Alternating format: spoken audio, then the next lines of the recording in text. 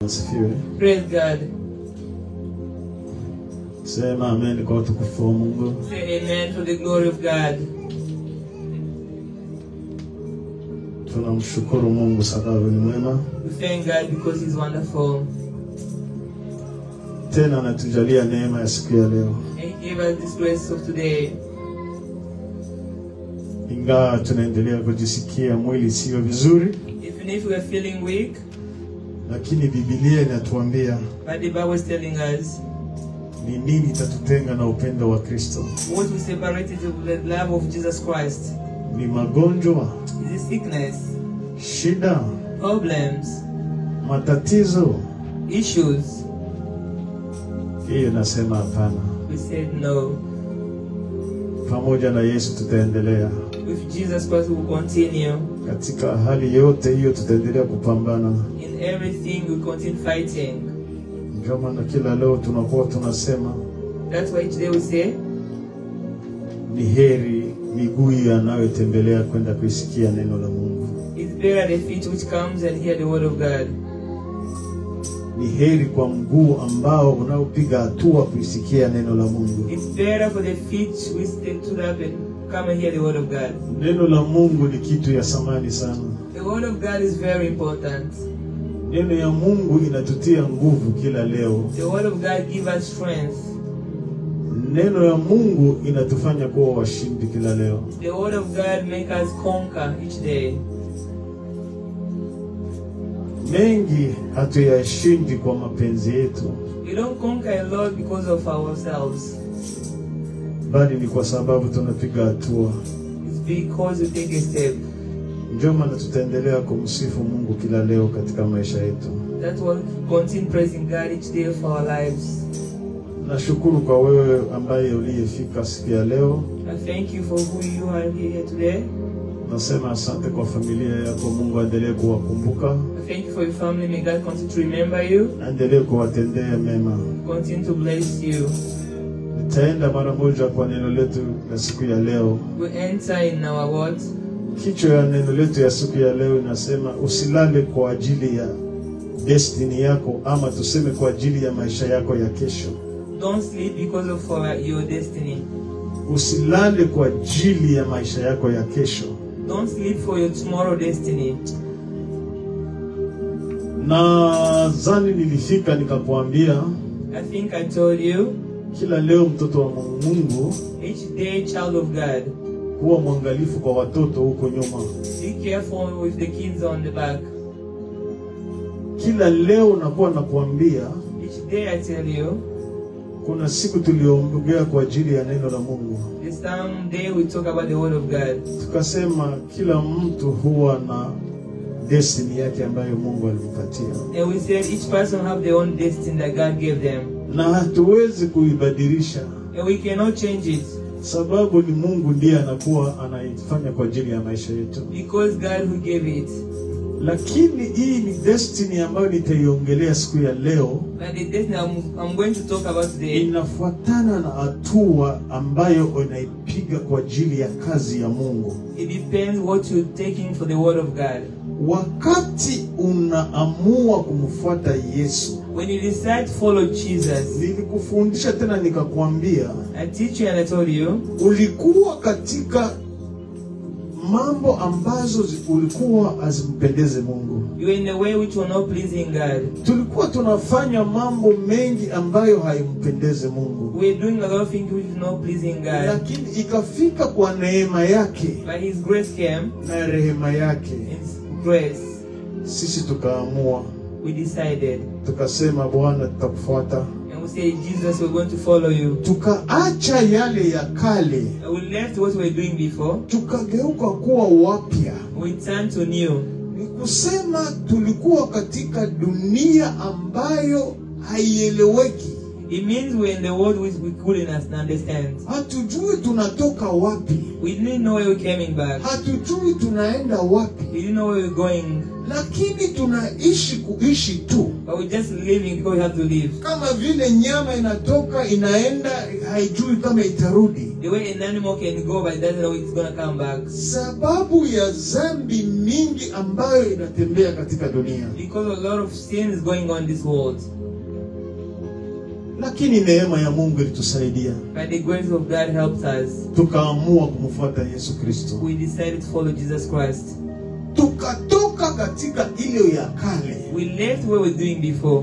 Tukaenda anza maisha mapya. And we started a new life. Na hii maisha mapya ambayo tulifuata. And this new life that we're following, iko na destiny yake ambayo iko mbele. it has its own destiny which is coming. Sababu wakati unatoka nafasi ambapo kulikuwa hakuendeke vizuri, Because we live where we were, ni kusema kwenye unaenda unatarajia vitu vingine vipya tofauti. it means you're going to get new things. Na wakati inakuwa vitu vingine tofauti yenye unaenda kuangalia, When it comes that you're going to be with new things, ile ni kitu ambayo unatarajia. it's something that you're hoping for. Ni kusema destiny yako ni nini? Ni ile yenye unaenda kutarajia kupata katika maisha ya Kikristo. Your destiny means something that you're going to get in Christian's life. Najua naongea na watu siku ya leo. I don't talk to somebody today. Hakuna kitu ambayo kinaweza kuwa kibaya There's nothing bad wakati unakiacha when you leave it kibakie kibaya. and stay bad. Ni kusema kama kilikuwa kibaya ambacho ulikiacha, It means when it was bad when you left it, kuna kitu mpya ambayo unaenda kuifuatia. there's something new that you're going to meet. Na haitakuwa tena mbaya. And it won't be bad anymore. Sababu inakuwa ni maisha ambayo unaiendea. Because it's a life that you're going to get. Amen. Tulitenda dhambi. We are sinners. Wazazi wetu wa kale walimkosea Mungu. Our old parents did bad things. Lakini kwa rehema ya Bwana Yesu Kristo, But by God's grace, akatuma mwana wake wa pekee. He sent His own Son. Akakuja kwa waliomtaka yeye. He came for those who wanted Him. Akakuja kwa ndugu zake. He came for His family. Lakini walifanya nini? Wakamkataa. What did they do? They refused Him. Wakamsukuma, wakamtupa. They pushed Him and threw Him. Sababu neno la Mungu haliwezi kufa bure. Because the word of God cannot just go like that. Akaenda. He went. Akakuja kwetu sisi. He came to us. Kuna kitu nakuwa nauliza maisha yangu nikifikiria. There's something I ask myself. Sasa wakati Yesu alikuja kwa ajili ya ndugu yake, When God came for His people, wa ndugu yake wangemukubaliaka, if His family accepted Him, angelikuyaka kwetu sisi. would He come for us? Amen. Sijui kama ni akili yangu iko inachanganyika, lakini na wewe unaweza kuuliza, sababu Biblia inatuambia The Bible is telling us alikuja kwa ndugu yake, He came for His people, lakini wa ndugu yake walimkataa. the family refused Him. Akatoka akaenda, He left and go. akaenda akapanda mbegu. And He went plant the seed. Kwa neema ya Kristo By His grace, tukafanyika kuwa watoto wake. that we became His children. Hallelujah. Aone kama Mungu ni mzuri tu. Don't you see that how wonderful God is? Sisi tunayo neema. We have that grace. Na wakati neema inaendelea kutembea juu ya maisha yetu, And when that grace is upon our lives, jua ya kwamba kuna kitu ambacho kiko kipya. you have to know there's something new. Haiko jinsi ulikuwa wakati ulikuwa katika maisha ya It's kale, not the way you were when you were in the bad life. maisha ambayo ilikuwa haimpendezi Mungu. The life which was not pleasing Ndio God. itakuwa wakati unapiga hatua. You think that it's going to be the same when you take a step. Kuko destiny yako ambayo iko mbele. There's a destiny in front. Amen. Acha nijaribu kufafanua destiny ni nini lugha ya Kiswahili. Let me try to explain it in Swahili. Tuseme wakati unamwamini Yesu, Let's say when you believe, when you trust Jesus Christ, ukaacha dhambi, you leave the sins. ni kusema unakuwa mtoto wa Mungu. It means you become a child of Na God. wakati unakuwa mtoto wa Mungu, When you become a child of God, kuna vitu ambavyo Mungu anatayarisha kwa ajili yako. the thing that God's planning for you. Nikisema destiny inamaanisha Mungu iko na kitu kwa ajili yako. Destiny means God have something for you. Ila unabidi kungojea muda wake. But you have to wait for his own time. Ili itimilike ifike kwako. So it can happen and come to you. Hallelujah. Hauwezi ukatoka tu saa hii unafikia kenye uko naendea. You can't just live and reach what you want to get. Ndio maana Biblia ilituambia, That's what the Bible is telling us. wakati unapiga hatua, When you take a step, unamwacha Yesu, you leave Jesus Christ. unaenda kwa shetani, You go to devil. kila kitu yote inaenda chini. Everything goes down. Wakati unapiga hatua, When you take a step, unamfuata you Yesu follow Jesus na Christ kumwamini, and believe him, maisha yako itakuwa mazuri. and your life become good. Hallelujah. Ukiingia katika Biblia unasikia natuambia kitu gani? If you went in the Bible, Unapomwamini Yesu Kristo kuwa Bwana na Mwokozi wa maisha yako, when you believe Jesus Christ to be your Savior, unaacha dhambi ambazo zinakutenda na upendo wa Mungu. and you abandon those sins, Biblia inatuambia hapa chini ya jua tutakula 100%. the Bible is telling you here on the earth we eat 100%. Na tutairithi ufalme wa milele na milele. And we go and get the life for the eternal life. Sababu wakati alituambia, Because he tells us, vitu vyote alivifanya kwa ajili yetu. he made everything for us. Utajiri ambao huko hapa ni yetu. The richness which is here is for us. Nyumba ambazo ziko hapa ni zetu. The houses which are here is for us. Gari hizi ipo hapa ni zetu. The cars which are here is for us. Kila kitu kyote ambacho kinaweza kupatikana katika mazuri hapa ni vyetu. Everything that you can get for us. Alituambia wakati unapiga hatua, He told us when you decide, hivyo vitu vyote ni vyetu. everything become ours. Lakini alifanya kitu moja, But he did something. akatia kama sheria, He put a law. akakuambia ukitaka kufikia hiyo kitu, He said, if you want to reach those things, fanya kwanza mapenzi ya Mungu. do his will first. Akasema tutafute kwanza ufalme wa mbinguni. He told us to look for him first. Sababu hii ufalme wa mbinguni ndio tuko tunaitarajia kwenda. Because that's what we're waiting for to go. Na wakati tunakuwa katika njia ambayo inaendea hiyo ufalme wa mbinguni, And only when that way to go, hivi vingine vitu vyote ni vyetu. other things will be ours. Hallelujah. Amen. Lakini sisi kadiri kama vile wanadamu But us as humans, tunakuwa tunageuka. we change. Biblia inatuambia tutafute kwanza ufalme wa The mbinguni. Bible tells us to look for the eternal life. Lakini sisi kwanza tunaanza tafuta vitu vya dunia. But as we are looking for things for here, Ndio maana unasikia tunapambana na hatufikii ambacho tunachokipambana. that's why you see we fight, but we're not reaching what we're Ndio fighting for. maana tunatumika sana lakini hatufikie kenye tuko nacho. That's why you see we're working so hard, but we're not reaching what we want to reach. Tunasahau hiyo ambayo Mungu alisema kwa ajili ya maisha yetu. We forgot what God has said for our life. Tafuta kwanza ufalme wa mbinguni. Look the eternal life first. Na wakati unatafuta ufalme wa When mbinguni, you look for that eternal life, hiyo ambayo uko naifikiria itakufikia. everything that you're thinking is will come. Hautaipigia kelele ndugu yangu. Don't work for it. Na kuambia wakati mkono wa Mungu unaanza onekana, When the hand of God starts showing, wakati unaanza kuona makuu ya Mungu, when you're seeing God hand, wakati Mungu anaanza kupanguza machozi, when God starts wiping your tears, hautapigana. you won't fight. Vitu tajifanya automatic. Things will come just automatic. Utakuwa unasikia mimi nataka hiki. You see, I want this. Unasema Mungu natia hitaji hii mbele yako. Say, God, I'm praying for this. Unisaidie. Help me. Sina msaada I ingine. don't have another help. Nianzie wapi ili nifikie? Where can I start so I can make it? Utakuwa unalala, You'll be sleeping. unaona Bwana anafanya kitu automatic. And God just done it automatic. Kile ambacho ulikuwa unakilia kila usiku na mchana, Praying for day and night. kenye ulikuwa hujui kama utakifanyia, What you didn't think it's gonna come. unakifanya hivi tu. It just come easily. Amen. Amen. Wakati wengine wanaona, When other people see, hapo ndio wanaona makuu ya Mungu. now when they see the God, Sababu wanaona na macho hii ya mwili, because they see with the spiritual eyes, wanaanza kuona vile vitu ambavyo Mungu alikutendea. and they see think that God starts doing? Inaweza kuwaje vitu kama hivi kwa hiyo? How come it can happen for this person? Lakini ukimuuliza wewe au ukijiuliza wewe ulifanya hiyo kitu, If you ask him or ask yourself, watakuuliza ulifanya hiyo kitu namna gani? how did you do this? Unasema hauna formula. You don't have anything to tell them. Hakuna kitu utasema. There's nothing. Utasema nimeifanya hivi, I did it. kwako utaiona ya kawaida.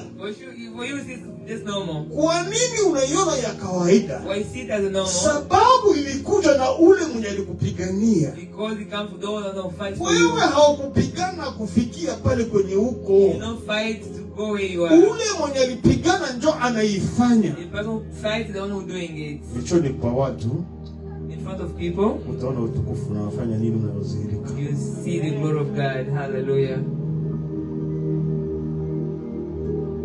Biblia inatuambia hivi, The Bible is telling us this. katika kazi ya Mungu tunaifanya, The work of the God that we're doing, kweli tutaipitia ziki. for sure we go through things. Usifikirie kuamini Yesu kupiga hatua utapitia ni rahisi. Don't think just to trust God, it's going to be easy. Lakini Mungu atakupaguza machozi kwa wakati wake. But God will wipe your tears on His own time. Usifuate nini ambayo unasikia. It doesn't matter what you can hear. Usifuate kitu yote ambayo utaiona. It doesn't matter what you can see. Kitu moja ambayo utaweza kuifanya ni nini? The only thing you can do is this. Shuka kwenye mkono wa Mungu. Come to the hand of God. Mwambie Mungu, najipatia maisha yangu. And tell God, I give you my life. Siwezi kitu katika hivi vitu vyote. I cannot do anything in this. Ndio maana nilikuambia katika kichwa ya neno yetu natuambia nini? That's why I told the head of the world. Usilale kwa ajili ya maisha yako ya kesho. Don't sleep for tomorrow's life. Sababu maisha yako ya kesho hauijui. Because tomorrow's life you don't know Ni it. kama iko destiny ambayo unaifuata. The destiny that you follow it. Lakini inabidi unapambana. But you have to fight. Sababu maisha ambayo tuko nayo leo, Because the life that we have today, ila leo nakuambia inakuwa inaisha. today I tell you finish. Ya kesho You hauijui. don't know tomorrow. Ndio maana usilale. That's why you shouldn't sleep. Wakati unapiga hatua kumfuata Yesu, When you decide to follow Jesus Christ, kuna vitu mingi ambavyo viko mbele utavifikia. there's a lot of things in front which you're going to have. Amen, amen. Napenda nikwambia neno la kukufariji. I want to give you a word of an encouragement. Ile ambayo uko nayo unafikiria uko nayo, The one you're thinking you have. kwa Mungu hiyo tu ni kama harufu. For God, that just is small. Makuu mengi ambayo Mungu anatayarisha kwa ajili yako. There's a lot of things God's planning for you. Toka ulipiga hatua ukasema Bwana nakufuata. Since you decided and say, God, I'm following you. Simama, sababu hiyo ndiyo muda wa shetani. Stand up because that's the devil time. Wakati unaamka unasema Bwana niko na wewe pamoja. When you wake up and say, God, I'm with you. Jua ya kwamba pepo nazo zinasema ndio. You have to know that demon will say yes. Tutaangalia kama utaifikia hiyo. We'll see if you reach it. Sababu wewe unaitangulia kufuata ufalme wa mbinguni kwanza. Because you're looking for the heaven first. Na shetani anajua kama yale ako pale mbele ni mengi. And devil knows what is in front is a lot. Anajua kwa mipango ambayo uko nayo Bwana atakubariki, utafanyikiwa, utafanya mambo ya ajabu. You know that the plan that you have, God is going to bless you. Anajua kwenye business ambayo uko nayo Mungu pale ndio Mungu atagusia, atakutendea kitu ya samani. You know on that business, it's where God is going to bless you. Anajua katika masomo unaenda kuisoma kila leo usubuhi na mchana, Bwana atakusaidia, utatoka kuwa mtu samani wale.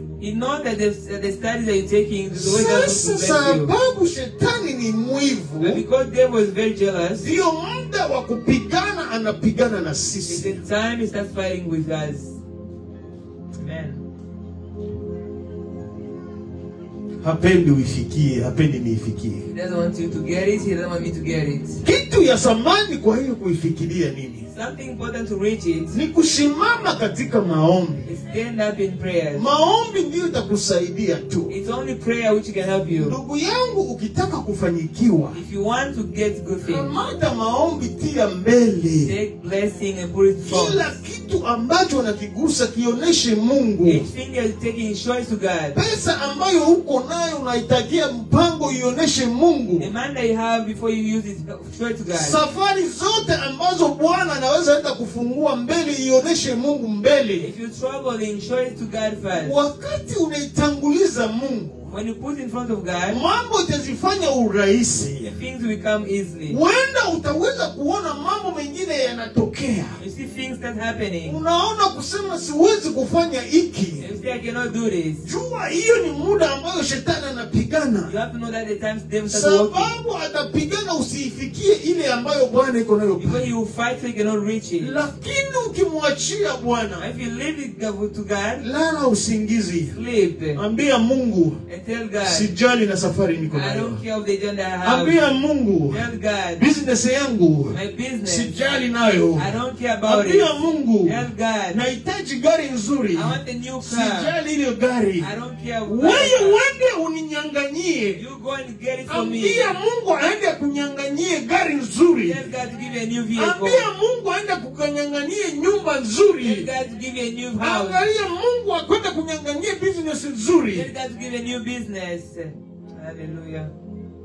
Ukimtuma Mungu, If you send God, ukimwachia Mungu yote uko nayo, if you leave everything in God's hands, watu wanakuwa na pesa hapa hawajui inatoka wapi. people have money but they don't know where it comes from. Mungu ataenda atainyang'anya hapo God will take it from them na nakuletea nayo. and bring it to you. Na wakati inafika katika mkono And yako, when it comes in your hand, utashangaa. you be confused.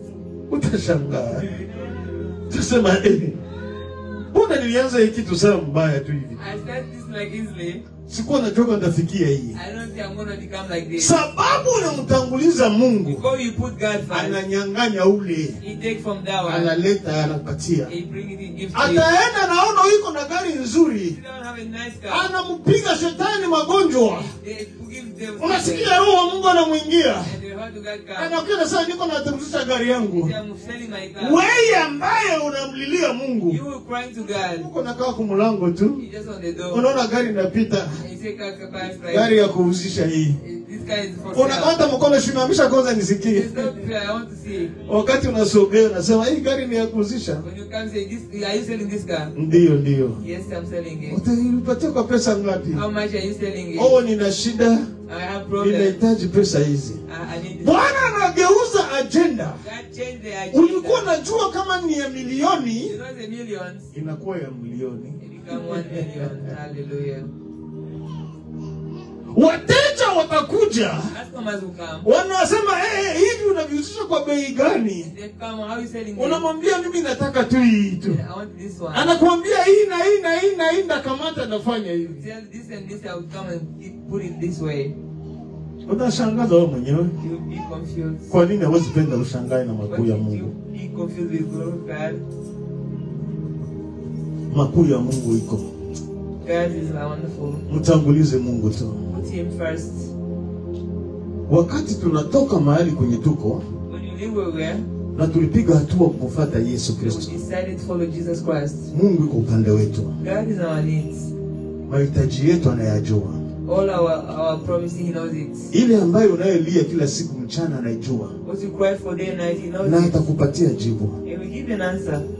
Na wakati anakupatia jibu, And when he give you an answer, utaona mkono wa Mungu. you see his hand. Ukisoma katika kitabu ya Isaya 60 mstari wa kwanza mpaka wa 3, nitasoma inasema hivi. Isaiah 61:3. Inasema hivi, nitasoma. Ondoka uangaze, kwa kuwa nuru yako imekuja na utukufu wa Bwana umekuzukia.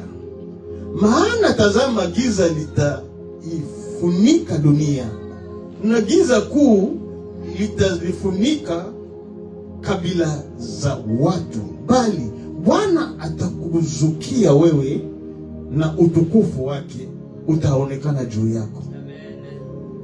Na mataifa watajilia nuru yako, na wafalme kujia mwanga wa kuzuka kwako.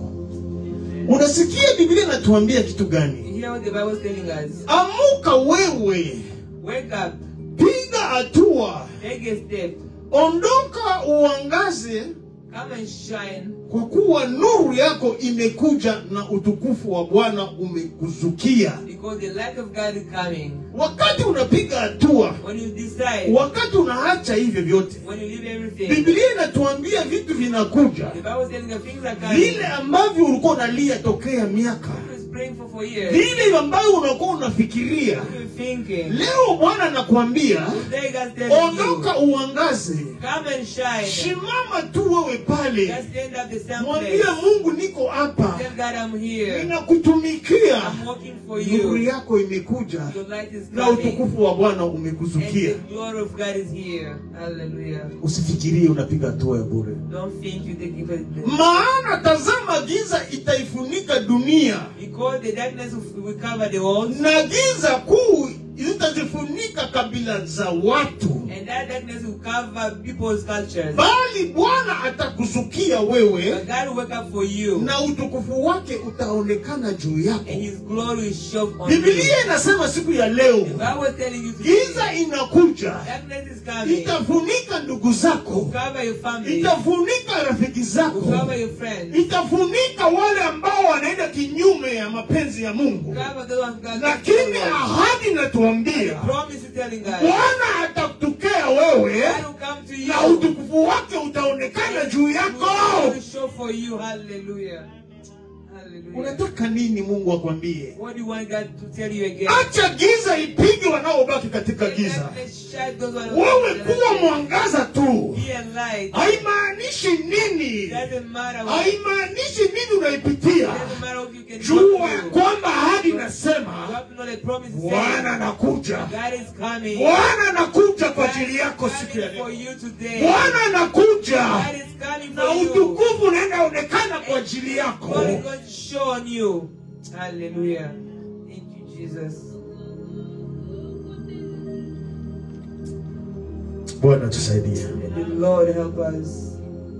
Usiposimama peke yako, If you stand up by yourself, wale watapigwa huko, those who want to be fighting there, utakuwa nuru kwao. you be light for them. Na mataifa watajitia nuru yako, You show them your light, na wafalme kujua mwanga wa kuzuka kwako. and they will see the Ni light. wawe ndio utakuwa mwangaza kwao. It's you who's going to be the light for them. Sababu ulisimama, So you stand up. sababu ulimuonesha Bwana mimi niko So hapa. you show God I'm here. Nilikufundisha nikakwambia, I teach you and I told you. Mungu akitaka kukuinua, God want to rise you. hachagui wasomi. Then he said, those are Sio kusema ulisoma ndio utatendewa makuu. married to education. Sio kusema ulikuwa kazi kubwa ndio utafanya mambo makuu. Because you have good job. Lakini wakati unasimama, When you stand up, unaangaa, you shine. ambia Mungu anashuka, Tell God, nyota yako inashuka. light come. Utawafunza wanao kuwa zaidi yako. Teach those who are upon you. Hallelujah.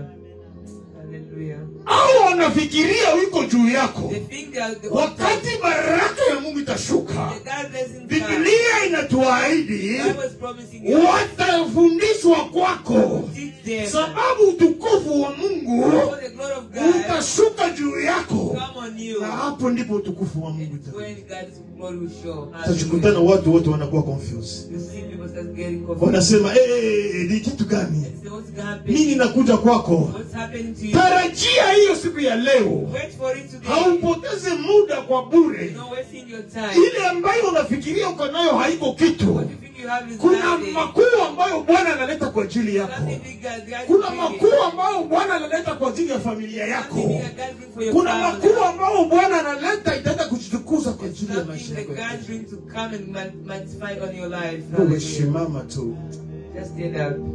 mpatie Mungu haja ya moyo wako. Give God your time.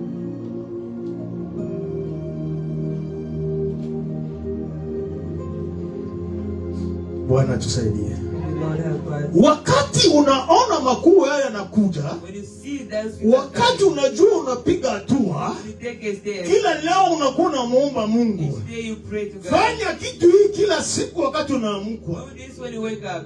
Kitabu ya inatuambia nini? Kitabu ya kwanza wa Thessalonika 5:18 nasema nini? Shukuruni kwa kila jambo, maana haya ni mapenzi ya Mungu kwenu katika Kristo Yesu. Bwana tusaidie. The Lord have mercy. Wakati huko unapiga hatua, When you take those steps, wakati unasema Bwana ninaangaa, you say, God, I'm shining. naacha roho yangu mbele yako, I leave my heart to you. wakati unaamuka When usubuhi, you wake up in the morning, shukuru kwa kila jambo, thank God for everything. kila kitu yoyote inatokea Everything which happened. kwa hiyo siku ambayo umetokea.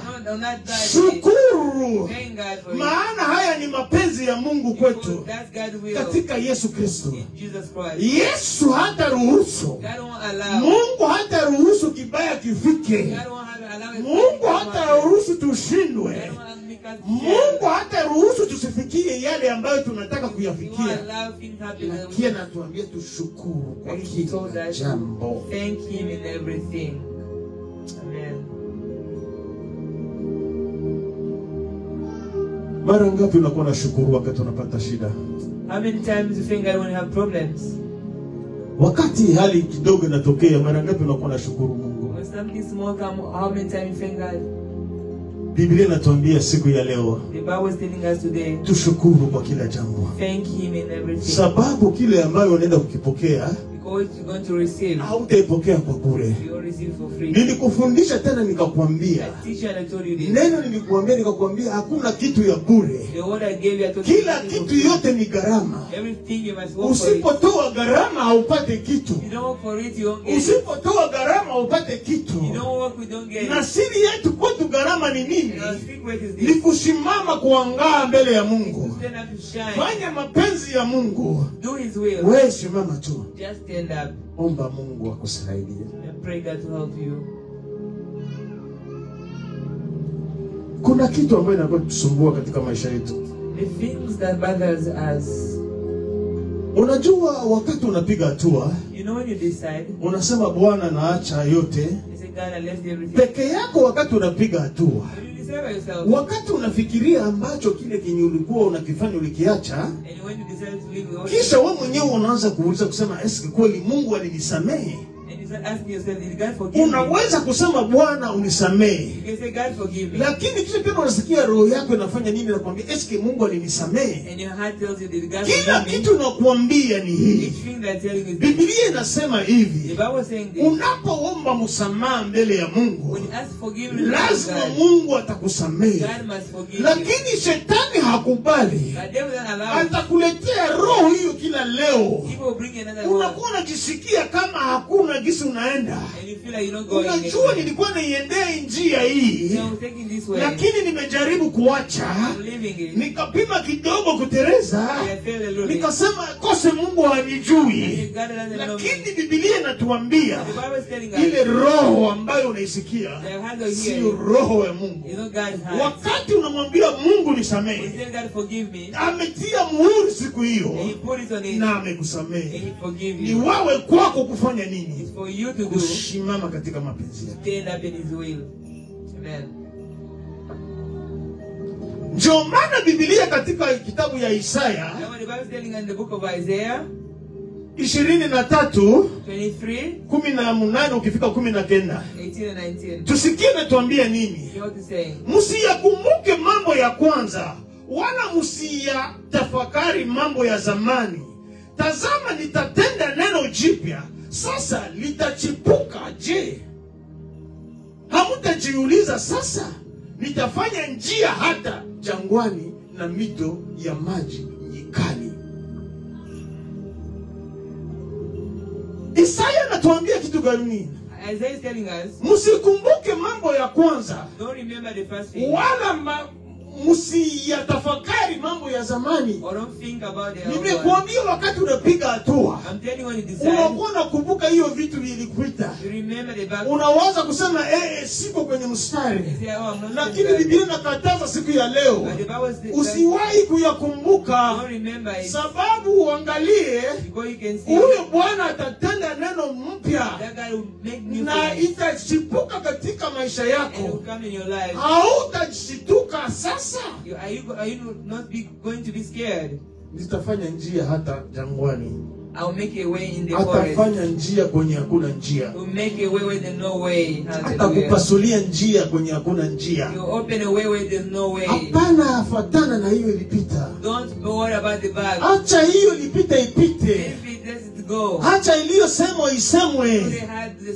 Acha hiyo watu walifikiria wafikirie. Hii ni mambo yalipita. Wewe unajua unasimama wapi. Na ukishajua kwenye unasimama, Bwana anakuahidi na kuambia pale kwenye unafikiria hakuna njia, ndio kwenye njia yako iko.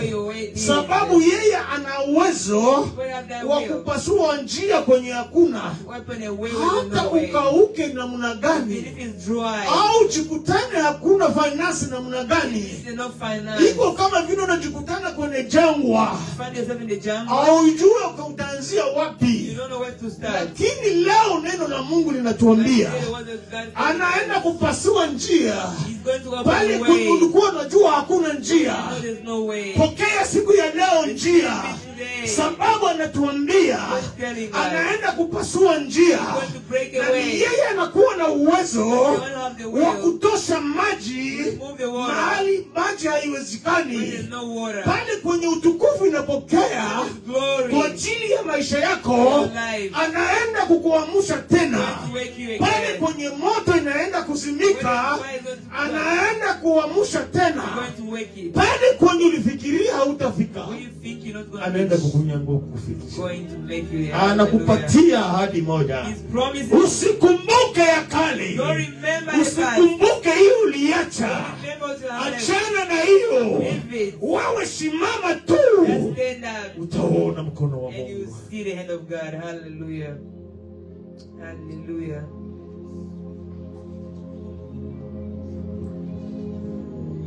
Kuna kitu moja napenda nikwambie katika maisha yetu. There's something I want to tell you in our lives. Tunakuwa tunafikiria kusema ni sisi wenyewe ndiye tunajisaidia. We think we help ourselves. Lakini sio mimi ambaye naweza fanya kitu kikubwa kwa ajili ya maisha yako. It's not me who can do something big in your life. Sio wewe unaweza fanya kitu kia lazima kwa ajili ya maisha ya Mungu. It's not you who can do something big. Lakini ni Mungu peke yake. Only God. Ndio maana kila leo nasema tuombee familia zetu. Sababu katika familia tunakuwa na nguvu. Katika mambo yote tunayafanya tunakuwa na uwezo wa Mungu. Na Biblia inafika kutuambia kwenye Mithali nasema nini? Mtumainie Bwana kwa moyo wako wote, wala usitegemee akili zako mwenyewe. Katika njia zako zote mkiri yeye, naye atanyosha mapito yake. Mara nyingi tunakuwa tunafikiria sababu mimi ni baba mama, ndio tutafanya nini, tutafanya mambo ambayo itafanya special kwa ajili ya maisha yetu, kwa ajili ya familia zetu, kwa ajili ya kazi zetu. Lakini Biblia inatuambia mtumainie Bwana kwa moyo wako wote. Mtumainie Bwana peke yako, wala usitegemee akili ambazo tuko nazo. Katika njia zako zote mkiri yeye tu.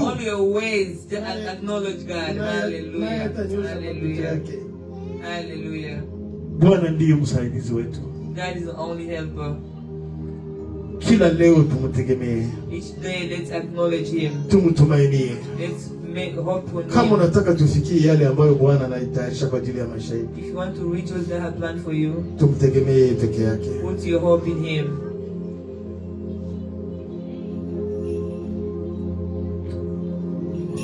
Yohana 16 anatuambia nini? John 16 is telling us. Mstari wa 20 mpaka 21 anatuambia nini? 20:21. Amini, amini nawaambia, nyinyi mtalia na kuomboleza, bali ulimwengu utafurahi. Nyinyi mtahuzunikwa, lakini huzuni yenu itageuka kuwa furaha. Unasikia kitabu ya Yohana inatuambia nini? The book of John telling us, tumwamini tu. Just believe him. Yesu anatuambia tumwamini yeye. He's just telling us to believe him. Sababu tutaipitia ziki. Because we go through problems. Tutalia kwa ajili ya mahitaji yetu. Cry for our own. Tutalia kusema Bwana, we cry to God, tunakufuata lakini hatuyafikie kwenye iko. We are following you, we're not reaching it. Lakini ile yote tunaendelea kuipitia. Everything we're going through, Bwana anasema, Lord is telling us, siku moja itageuka. one day will change. Sababu Biblia inasema hivi. Because the Bible is telling us, tutahuzunika lakini huzuni yenu itageuka kuwa furaha. We'll be sad, but sad when we come to Wakati Mungu atakuja kukupanguza machozi, when God will come and our ile ambayo unakuwa unalia kila leo, what you've been crying for each day, inaenda kugeuka. is going to change. Napenda nikwambie siku ya I leo, want to tell you today, ile ambayo ulikuwa unalia, the thing that we ile ambayo ulikuwa unaipitia, what we've been going ile through, ambayo ulikuwa haujui kama utaiweza, which is not like leo hii inaenda kufunguliwa today is going to change. na inaenda kugeuka kuwa furaha katika It's maisha going to yako. change and become a happiness. Pokea furaha ambayo Bwana ameshusha kwa ajili ya maisha yako siku ya leo. Receive the happiness. Pokea amani ambayo Mungu anaendelea kushusha siku ya maisha yako Receive leo. the peace that God brings Pokea amani ambayo Bwana anashusha siku ya leo kwa ajili ya maisha yako. Receive the peace that God brings today. Sababu natuambia tuamini, tuamini tu. Because He's telling us, believe, believe, believe.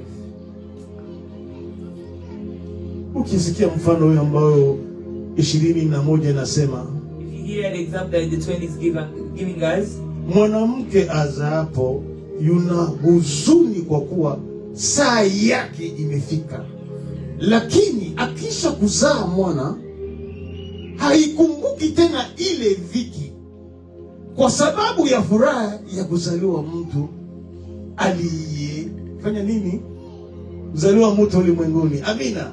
Amen. Unasikia mfano huo?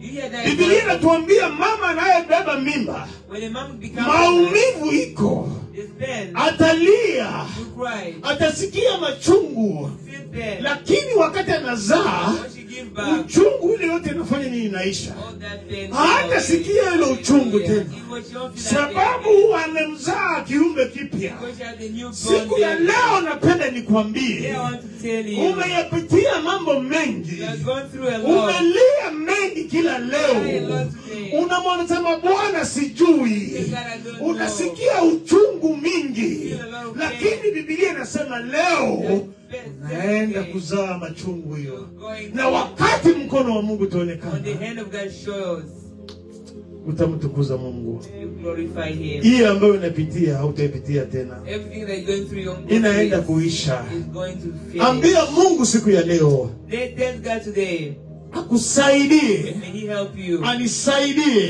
help me. May atuonekanie, He show Himself. ili siku So hiyo that day, ambayo anaenda kuitenda, I'm going to siku ya leo hii today, ambayo anaenda kuifungua I'm going to open kwa ajili ya maisha yetu, for our lives. tuipokee na And amani ya sana. receive it with peace. Omba Hallelujah. kila leo. Pray each day. Biblia inasema The hivi, Bible is telling us, acha moyo wako kuwa uwazi. open your heart. Peke yake atafanya nini? He's gonna do. Peke yake atatenda makuu. He will do His wonders. Najua Bwana ataenda Hallelujah. kukutendea mema siku ya leo. God is going to work today. Naomba neno lake libaki ndani ya I maisha yako bless His name to stay in your hata life mwisho wa safari, until the journey. tukisubiria If we huyo wait, muujiza ambayo Bwana anayefanya kwa ajili ya maisha yetu. wait for the blessings. Acha Mungu awabariki. Let God bless you. Amen. Amen.